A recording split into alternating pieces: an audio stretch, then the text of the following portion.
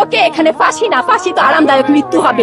আগে হাত কাটবে, তার প্রাইভেট পার্ট কাটবে, তার পা কাটবে, তার সবকিছু সর্বশেষ তার গলা কাটবে। শরীর ওই মাসুম বাচ্চা কেমন যন্ত্রণা পেয়েছে, ওর ছুরি দিয়ে ওর গলাটা কেটেছে। তার কষ্টটা, তার চোখ, আপনি ভেবে দেখেন কতটা যন্ত্রণা তার হয়েছে, তার চোখ বন্ধ হয়নি। ওর যখন মুখ চেপে ধরেছে, ওর কেমন যন্ত্রণা হয়েছে। আপনাকে চেপে ধরি, আপনি আমার চেপে ধরেন, ফিল করেন তো। কিন্তু আমি পুরুষ, আমার ওই বাচ্চার লাশ দেখে আমি কান্না আটকাতে পারিনি। স্যারের কাছে যখন গেছি, উনি কান্না করে দিয়েছে, আমার নিজের চোখে দেখা। আমাকে কাঁদতে দেখে উনি বলছে আপনি মহিলা, দ্রুত কাঁদবেন। কিন্তু আমি পুরুষ, আমার ওই বাচ্চার লাশ দেখে আমি কান্না আটকাতে পারিনি। আমি ফোন ভিতরে ভিতরে ঠিক করেছি যে যত তাড়াতাড়ি ধরবো। আপা আমি ধরেছি, আমি আপনাকে আমার আইনের প্রসেস ছাড়া বাইরে কাজ করতে পারবো না। তো আমি রিকোয়েস্ট করব, যারা আইনে আছে তারা দ্রুত ব্যবস্থা করুক। একটা এক্সাম্পল এমন দিয়ে দিক যেন সবার জনমনে এরকম খারাপ মানুষের মনে আতঙ্ক চলে আসে। আমি মনে করি এখানে একটা স্পট তৈরি করা হোক, ঠিক আছে? ওকে এখানে ফাঁসি না, ফাঁসি তো আরামদায়ক মৃত্যু হবে। ওর শরীরে, ও জীবিত, ওর যখন মুখ চেপে ধরেছে, ওর কেমন যন্ত্রণা হয়েছে। আপনাকে চেপে ধরি, আপনি আমার চেপে ধরেন, ফিল করেন তো, কিছুক্ষণের জন্য ফিল করেন। তারপর ছুরি দিয়ে ওর গলাটা কেটেছে। একটা নেল কাটতে গেলে, একটু বেশি কেটে গেলে কেমন যন্ত্রণা পায়। ওই শরীর, ওই মাসুম বাচ্চা কেমন যন্ত্রণা পেয়েছে। ওর গলা, তার আগে হাত কেটেছে। আপনি একটু ফিল করেন আমাদের সন্তান কিংবা আমাদের শরীরের উপর একটু ছুরি নিয়ে একটা স্কেচ দিয়ে দেখেন না কেমন লাগে।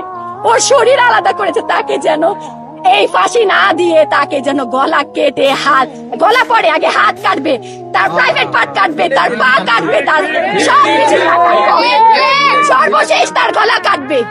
কিন্তু আগে তার শারীরিক যন্ত্রণা দিক, বুঝুক যে কাউকে যন্ত্রণা দেওয়া কেমন হয়, সে ফিল করুক আমার রামিসা কেমন কষ্ট ভোগ করেছে, কেমন কষ্ট সে পেয়েছে, তাকে সেরকম কষ্ট।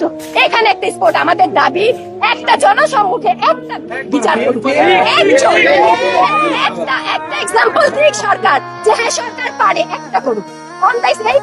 ওর বাসার সামনে ওর মা যেন চোখ দিয়ে দেখে, ওর মা যেন দেখে, ওর এলাকাবাসী যেন দেখে, আর বাকি শরীরের জনমনে যেন আতঙ্ক আসে, এই কাজ যেন না হয়। কলকাতার একটা রেপের ঘটনা শুনেছিলেন, একজন ডাক্তারের যখন অতিরিক্ত টর্চার হয় তখন চোখ থেকে রক্তক্ষরণ হয়। ওই মেয়েটার সাথে তাহলে কতটা নির্যাতন হয়েছে, কারণ সে তো অজ্ঞান ছিল না, অসুস্থ ছিল না যে দমটা বের হয়ে গেল।